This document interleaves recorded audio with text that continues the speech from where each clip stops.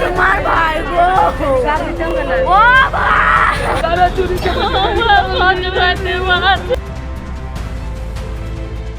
নতুন বছরের প্রথম দিন নববর্ষের আনন্দ উপভোগ করতে একটি বাইকে তিন বন্ধু ঘুরতে বেরিয়ে পথ দুর্ঘটনায় প্রাণ গেল সাগর খান নামের এক যুবকের।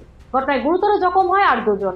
বৃহস্পতিবার ঘটনাটি ঘটে পূর্ব বর্ধমান জেলার কেতুগ্রাম থানার চাকটা গ্রাম এলাকায়। ঘটনায় শোকের ছায়া এলাকায়। কি হয়েছিল ঘটনাটা? বলছি আমি জানি না, আমার ছেলে ভাত খেয়ে বসেছিল ঘরে, দিয়ে আমি আমাকে বললে মা আমার কাছে বসো। আমি বলি তুমি বসো বাপ, আমি একটু আসি, দিয়ে তুমি বসে থাকো বাপ আমার। আমি চলে গেলাম একজনের বাড়ি থেকে এসে দেখছি আমার সোনা নাই গো ঘরে।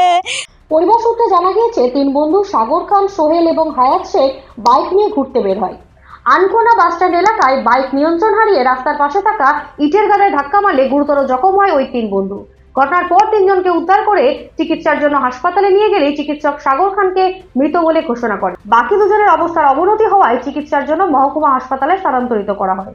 ঘটনাটা হয়েছিল, কাজে গেছিল, দিয়ে কাজে থেকে বাড়ি এলো, দিয়ে চান টান করে বিকালবেলাতে বেরিয়ে গেলো দেখলাম। দিয়ে বেরিয়ে যাওয়ার পরে এই ঘটনাটা ঘটেছে 5টার দিকে। কি ঘটেছে? ওই তো অ্যাক্সিডেন্ট করেছে বলছি, ইটের যে ধাক্কা মেরেছে ইটগুলো না গায়ের মধ্যে পড়ে গিয়েছে। কজন ছিল ওরা? 3জন ছিল, করার মতন তো ওই ছিল।